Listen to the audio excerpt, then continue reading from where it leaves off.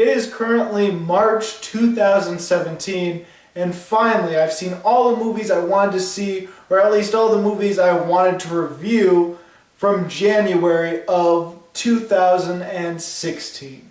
Many of these movies I haven't actually reviewed, so hopefully I'll be able to review them, maybe. I don't know if I will. Hopefully I will. But at least I can do a countdown of the best and the worst of January 2016, at least in my opinion. I have seen 37 movies from January 2016, or at least movies I consider 2016 films in January. And so I've pretty much seen all the ones I want to see. Well, I have seen all the ones I want to see. And if they're not mentioned in either of these lists, they weren't bad enough to be in the worst of, and they weren't good enough to be in the best of, because I'm sticking with 10 worst and 10 best, with some honorable and dishonorable mentions. So if you're curious about some other films that came out in January of 2016, ask me and I'll tell you where they placed, or if I saw them, or if I consider them 2015 films. So with that out of the way, let's start off with our honorable mentions of January 2016 films. And to be honest, there are 16 films in January after I rewatched these films or watched some of these for the first time with the new score. There are 16 that got above 3 stars, or at least 3 stars or higher. But I'll only give honorable mentions to 5 of those 16 and then do the top 10. So honorable mentions are Lamb, which is a very different film. It's the most recent film that I saw, and I gotta say, it is different. It might creep you out. The only reason that it's an honorable mention and not in my top 10 is it's kind of boring at times, and there are moments where I feel that, well, by the end of it, I feel like, okay, what was the deeper meaning of this movie? Did it really have a meaning at all? What's it about, really? Which honestly doesn't happen to me that much when I see a film. I want you to think about this, okay? I want you to take an hour or so and think about this really hard, whether or not you want to stay here and wait for me. This will look a lot like a kidnapping to other people, right? Oh. Here you are with a stranger in a hotel room. But you're not a stranger. I know, but maybe this makes you feel a little funny. Doesn't. I'm 47 and you're 11. Okay? Say okay, Gary. Okay, Gary. Now, if you decide to stay, I want you to rearrange the room like it's your own. Okay, you line your shoes up in the corner, you wash your face, you mess the pillows up, so that when I come back, it's like you're inviting me into your room. You're weird. Maybe so. But if I come back and you're not here, I will completely understand. There's no hard feelings, okay? What if I want to go back, like, at a certain point later? No, well, we'll put you on a plane and get you home. All you have to do is say the word. It's an open door policy. Okay. So, we have a deal? Equal partners, 50-50?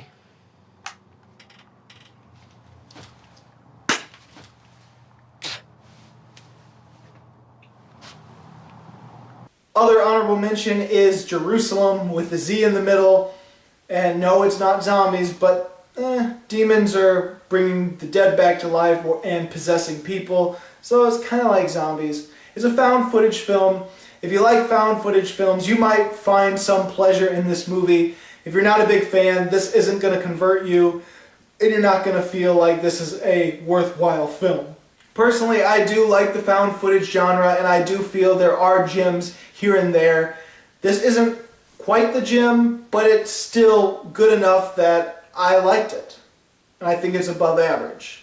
There are some bad things about it, but there's enough good things for me to like it.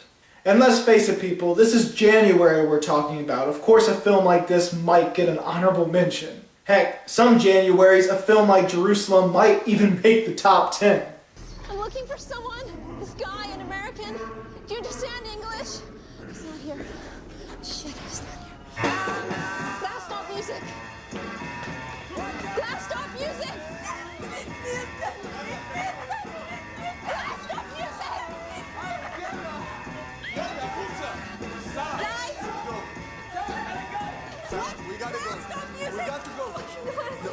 No way, he's here somewhere.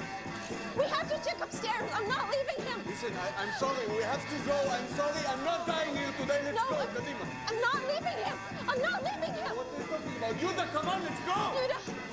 Yuda, please. Yuda! Yuda. I'm sorry. Fuck you guys. Kevin! Kevin! Kevin, I'm coming. Sarah, come on. Kevin, I'm here. You came back for me. The keys. Where are the keys? Another honorable mention is Ip Man 3, and look, this probably would be higher if I had seen the other two Ip Man. But I haven't seen Ip Man or Ip Man 2. I've only seen number 3, and Donnie Yen is freaking amazing. The fight scenes are epic in this movie. This is a good kung fu movie, and I'm curious to see the other two films because it seems like fans of these films do feel like the other two are better, and this one's slight disappointment, but still good. It's just an honorable mention for me, mainly because the story itself is a bit of a mess, and there's way too many subplots and a lot of things mixing and matching, and it just is kind of a confusing mess at times.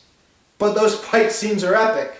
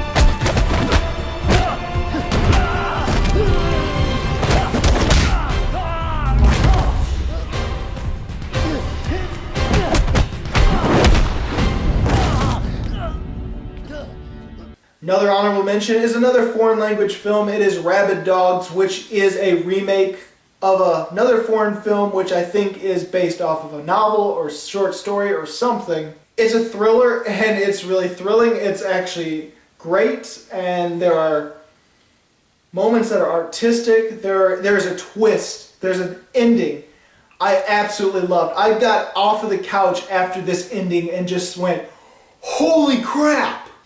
Now, I never saw the original. Maybe the original is still better than this film. I mean, this one has pretty average scores for the most part. So I am curious to see what the original is like, but the French version of this film is really damn epic sometimes. It gets slow and repetitive in the middle, and there is one moment where it just goes bonkers. But the action sequences in this movie, the grittiness, the suspensefulness is all there.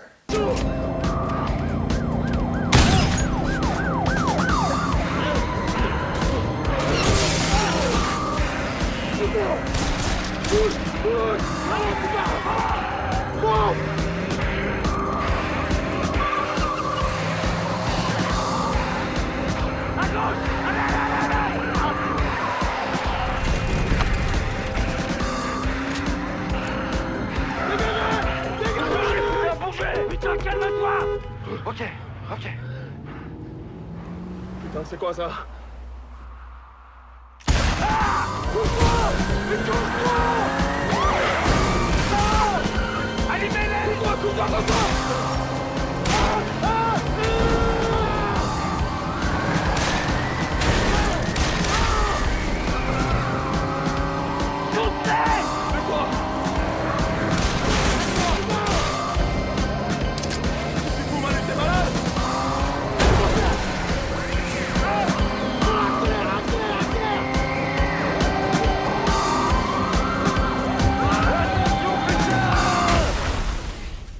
And my last honorable mention is a film that a lot of people hate, and there are some things I hate about this movie, but it's good enough for it to be an above average film for me overall. It is Jane Got a Gun. The villain is weak. I don't like Ian McGregor as this villain, but everything else is solid. It could get a little boring at times, at least for other people. I like a slow pace. I like this Western film.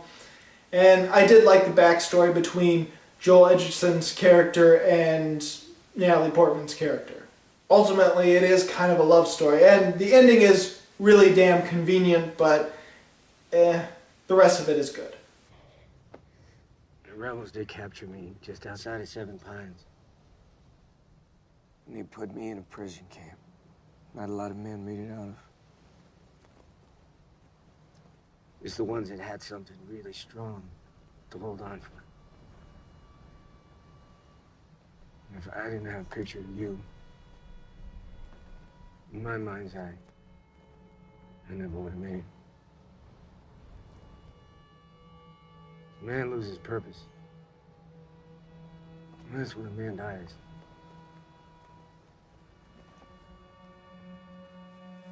And after the war ended, they let us go. Jane, I gotta get to work. And the first thing I did was come looking for you. When I finally found you, seeing you holding another man's child,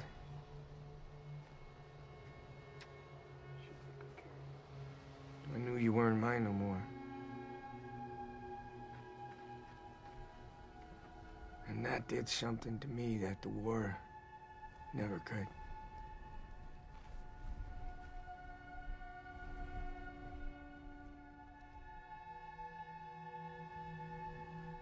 So now let's get to our actual top 10 best films of January 2016. My number 10 is another movie I recently saw. It is A Perfect Day. It's a wartime drama without the action, without the war. I mean, you see the horrors of war in the aftermath, but it's mainly from the perspective of relief workers as the war is wrapping up, as peace talks are happening, but there's still tension between the villagers and the citizens of this country. And all these workers want to do, all Benicio del Toro and Tim Robbins and all the other people, all they want to do is pull this fat corpse out of a well. And all the crazy shenanigans, all the things they have to get around and get through in order to just get rope and in order to just pull this guy out is mind-blowing. It is definitely a dark comedy, so if you're not into dark comedy, if you can't see the humor in some of the twisted, dark things, you might not like this film. But at the same time, it does have some dramatic depth to it. It does have some horrific moments with the war and the aftermath of war and the tensions between religions. Benicio del Toro is really great in this movie, and he proves again that he can be a really great lead actor if given the right material. There's a lot of really great moments in this film, and hopefully I get to review it because I do want to talk a little bit more about it. They blew it up from right there, you see? They leave an open tank of butane. They light a fuse. Close the windows, shut the door. Half an hour later, roof is gone. Who? Neighbors, probably.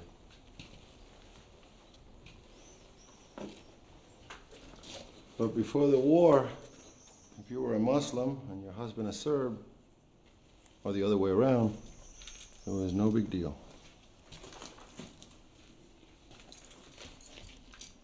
Then the war starts, the lines are drawn, and now it's too dangerous to stay here. So, you leave the kids with the grandparents, and you go to the other side, where it's safer. But while you're away, the neighbors blow up your house so you won't come back after the war. Hey, it could be worse. What could be worse? Putting a mine in the sofa in case you do come back. For my number 9, it's a January horror film, and there were, I think, 2 mainstream horror films that came out January of 2016. Some people liked one, while other people liked the other. I like the other. I like The Boy. I wasn't a fan of The Forest. The Boy, I feel, was an underrated horror film that was actually pretty good, especially for a January horror film.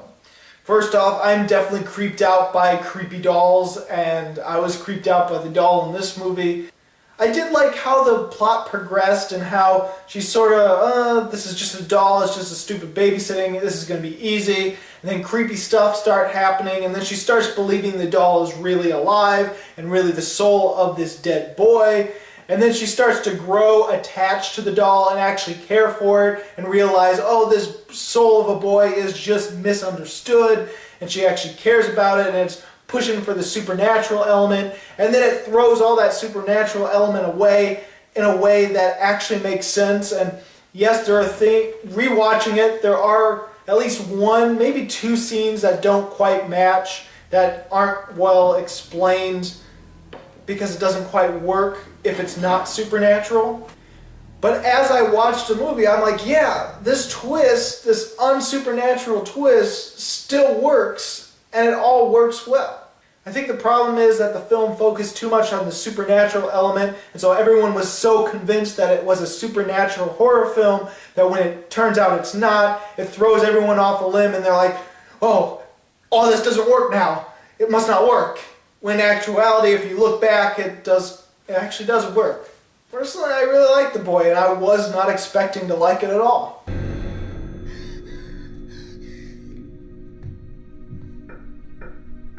What are you doing?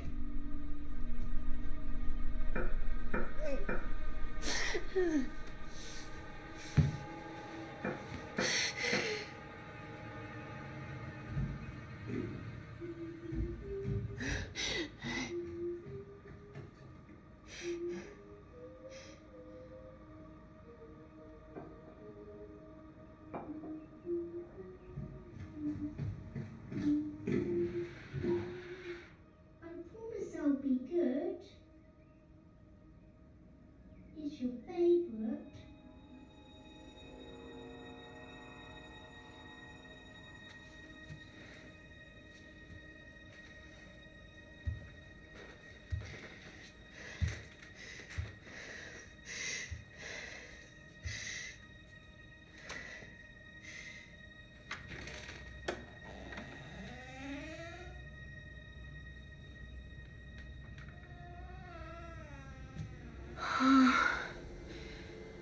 My number 8 is The Finest Hours, and this is based off a true story, and it is a pretty damn incredible story. It probably could have been done in a more incredible and epic way, but I still think it was a very solid effort. The acting was good, and certain actors played roles that I don't normally see them in.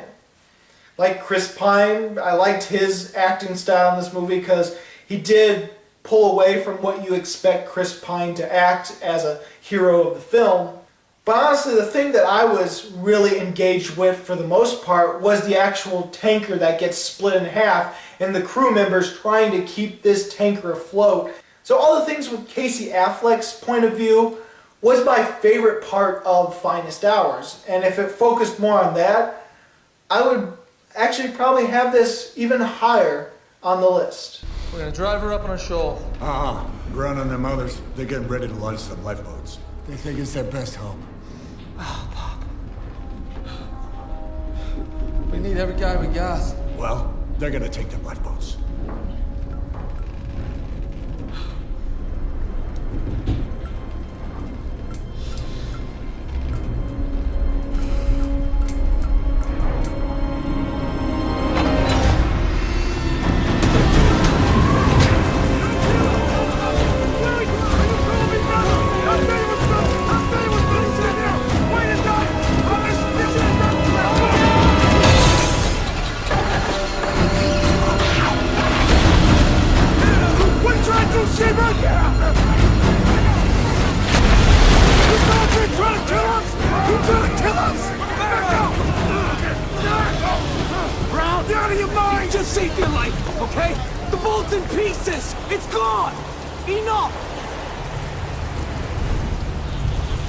My number 7 is Band of Robbers, which is a very, very different adaptation to The Adventures of Tom Sawyer. This is more of a modern take on that, and instead of being boys, they're grown men, or at least young adults.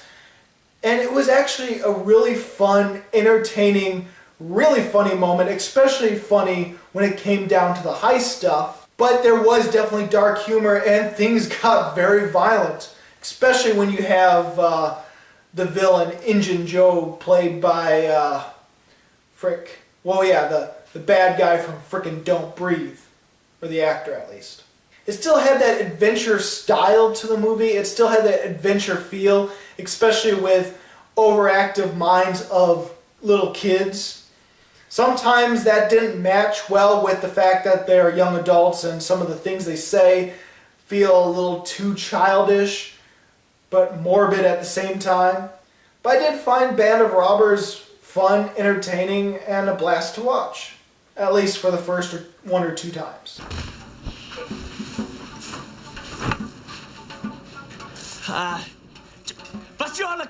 See money, jewels, pronto. Listen, dumbass. The last time somebody tried this, they got their hair cut real short. Do you know what that means? No inglés. Está cometiendo un gran error, idiota. Pasó la caja en bolsa. Se nam llev lamble, chama cocorok. Cocorok, pasó. Los dead no muertos. Los hombres muertos no hablar. Dead men tell no tales, man. I know. Nobody needs to get hurt. My name is Greg.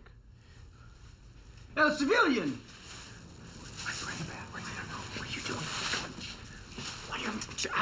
Every hand! Freeze, Latinos! Now with my number 6, we're really getting into the movies I consider 4 stars or higher. And my number 6 is Synchronicity. Synchronicity. This is a time-traveling movie, a science fiction movie, a film noir film, and I do really want to talk about this in a review, so I won't talk too much about it.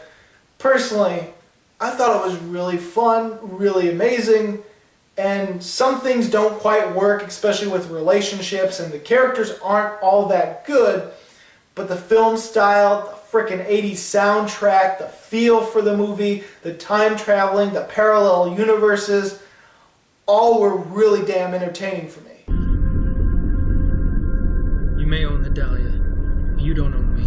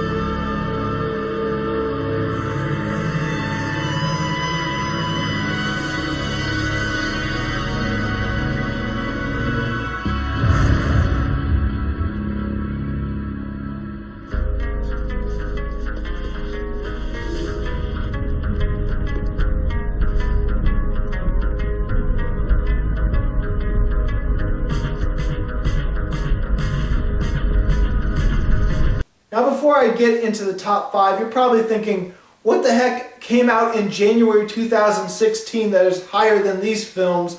What could possibly be 1 through 5? Well, let me tell you this.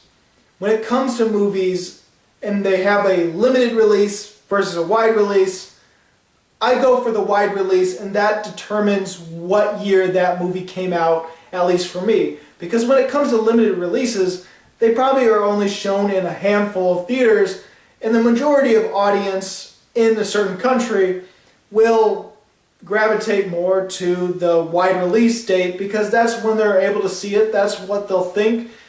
And so movies that have limited releases in December of the previous year, but wide releases in January of this year, I consider it a film of this year.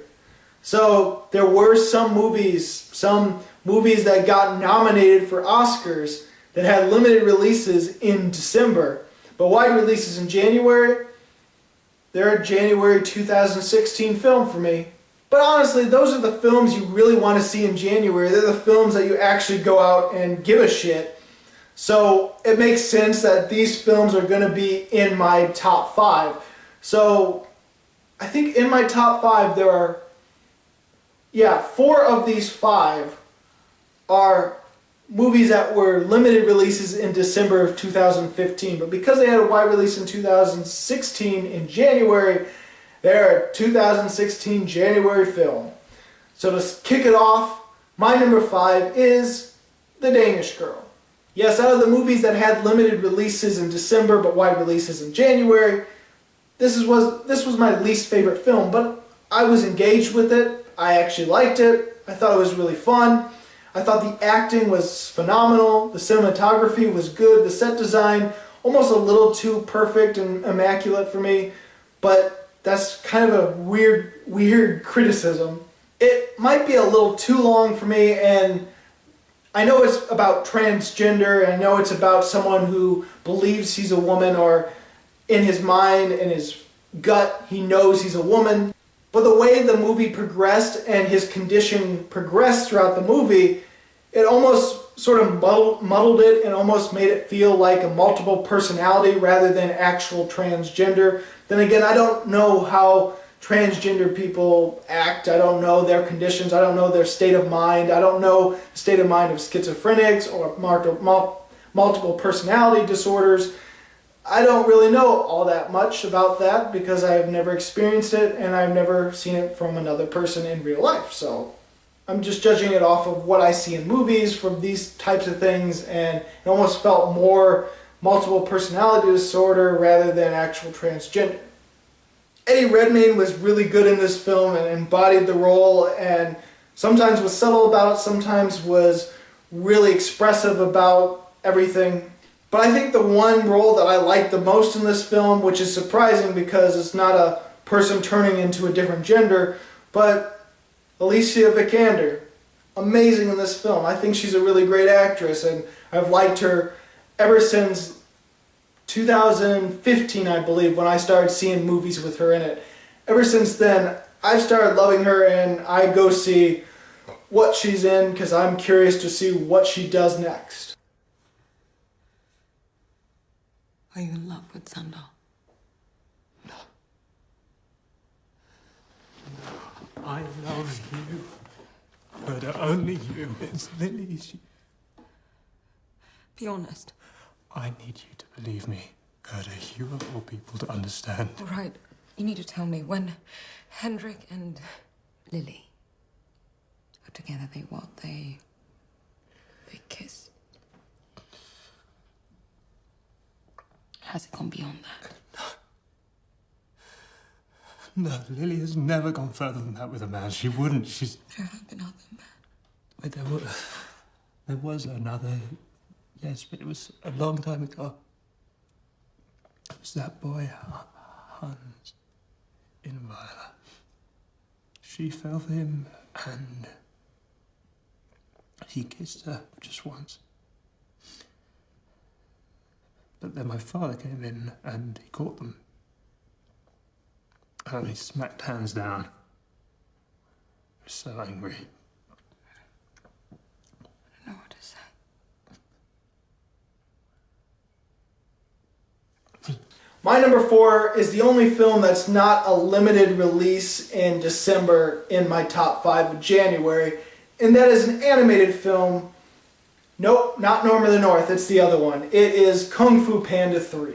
Now, I've been a fan of the Kung Fu Panda movies. The first one really surprised me because I wasn't thinking much of it, and I really enjoyed it. Thought it was great. I loved the villain in it. 2 was even better and even more epic and dramatic, and I love that film. 3 disappointed me a little bit. I have to be honest, it did disappoint me. It was not in the same level as the other 2 films, but I still really enjoyed it. It would still get 4 stars at least, And so that's why it's still in my top 5 of January 2016.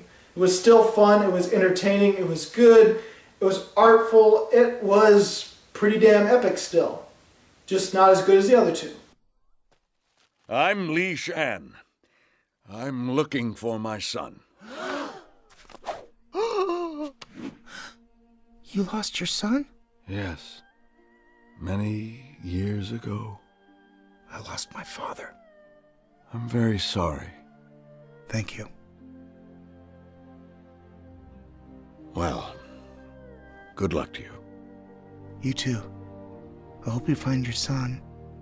And I hope you find your father.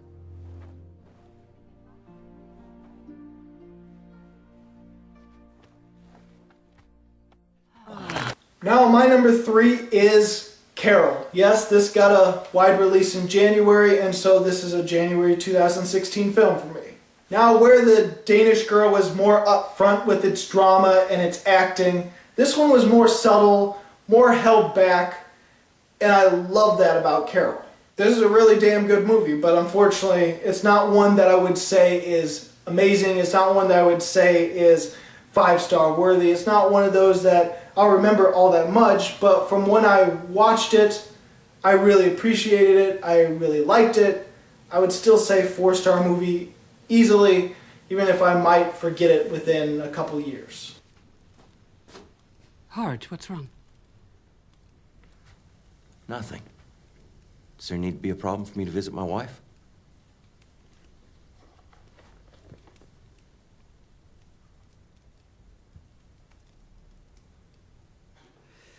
It's not fair, Harge.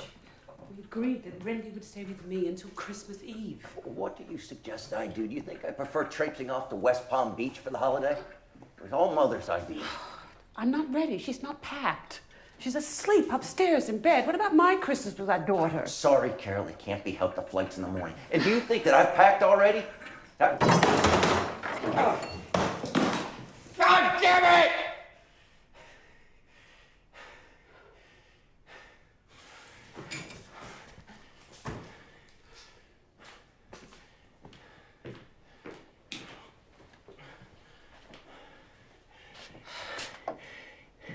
How do you know my wife?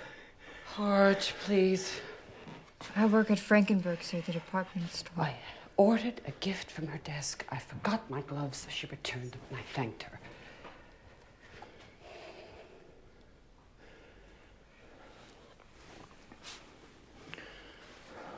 Oh, that's bold.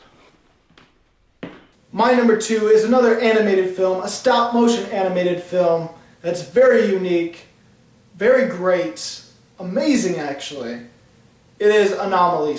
And yes, this had a wide release in January, even though it doesn't have a specific date for January, just January. So I don't know if it actually had a wide release in January, but I'm considering it January.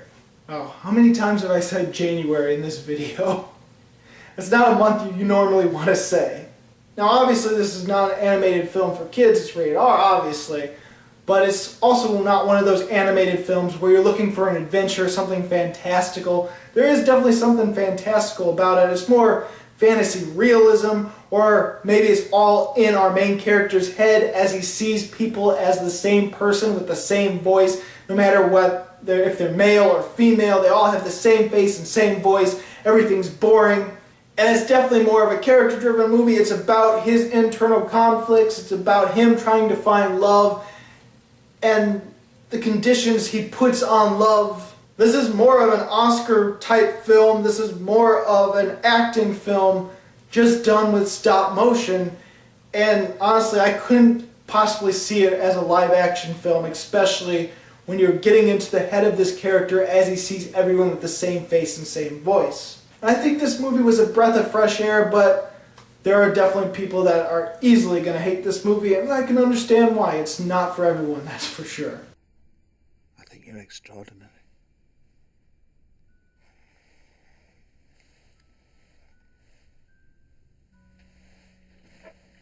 Why? I don't know yet. It's just obvious to me that you are. I never went to college. I never even made it past team leader in my department. Your voice is like magic. Oh, really? Wow. Well, you know, I have been doing phone work for a really long time now, so I pride myself on sounding pleasant and professional and having a pleasing phone voice and manner. It works. Do you sing? What? No. No, God. You're weird. I mean, I sing. Everybody sings. I just don't sing well. I sometimes sing along with the radio. I love Cyndi Lauper.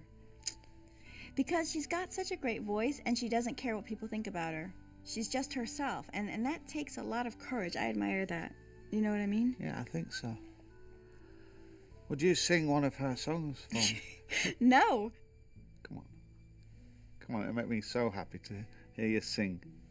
You're being weird. Please. It'll make me happy. But my number one film of January 2016 is yet another movie that had a limited release in December but wide release in January. In fact, I think it was the first week of January it came out. It is The Revenant. Leonardo DiCaprio, Tom Hardy, everyone in this film flat out amazing.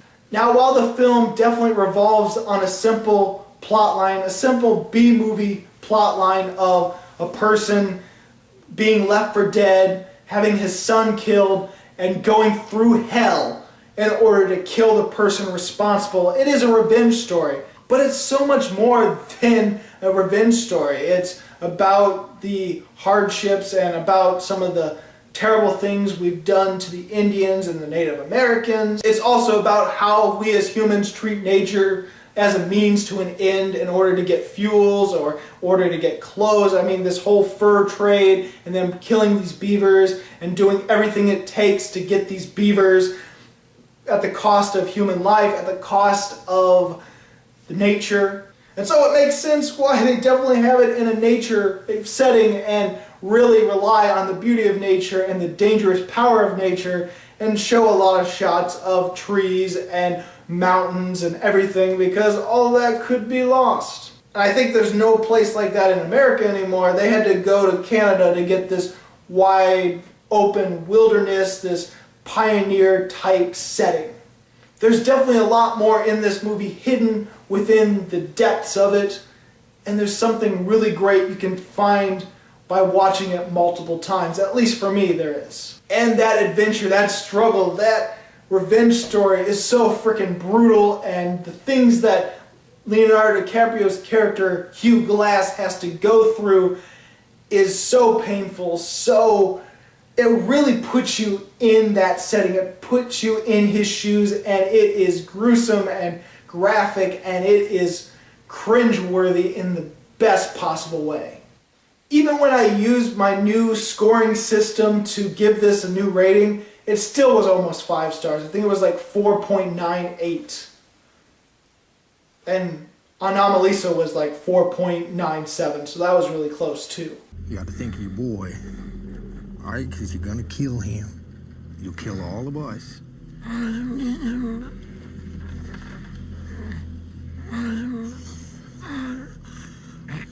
I can muzzle you if you like.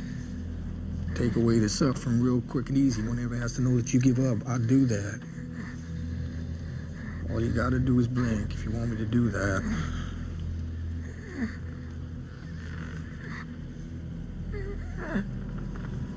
Save your boy and blink.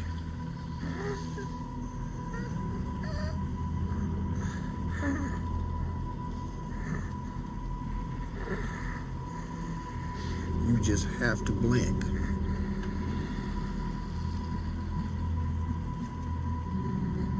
Yeah, there it is.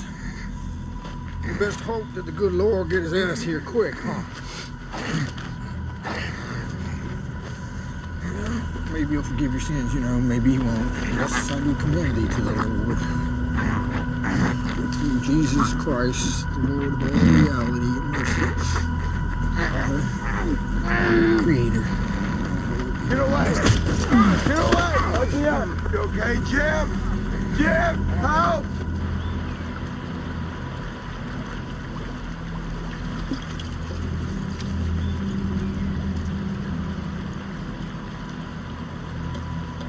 Calm down. All right, you don't understand. Don't shout. Keep away! Keep away! Also, give me the captain what you did, they'll hang you! They'll hang you! Jim! Help! Jim, get over here! What's wrong with you people?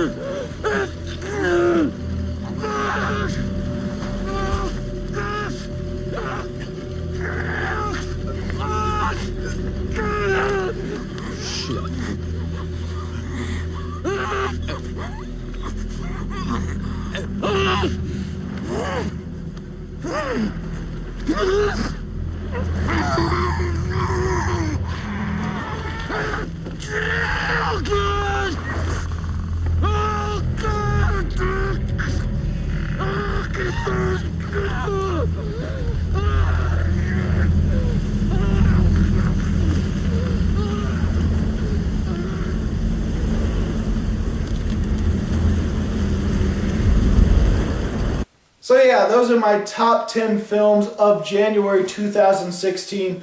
What are the films that you loved of January 2016? If you can look back and remember them, I mean, it's been over a whole year now.